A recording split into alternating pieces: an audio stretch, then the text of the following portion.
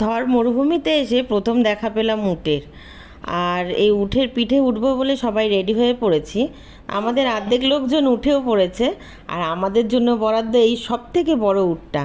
আমরা heavy weight আর উটও heavy weight.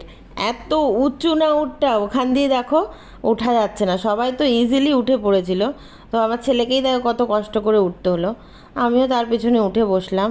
করছে তো বুক ধুকপুক, পড়ে না যাই।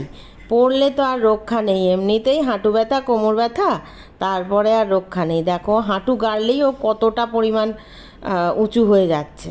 তো যাই হোক, অবশেষে আমরা উঠলাম। আর আমার ছেলে মেয়ে আর কারোরই বিশেষ ভয় করেনি, ভয়টা আমারই করছিল, কেননা হাঁটুও নেই, কোমরও নেই।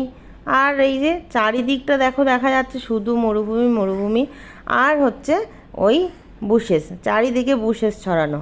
তো চলো সফরে বেরিয়ে পড়ি, বাকি জিনিস আসছে বড় ভিডিও।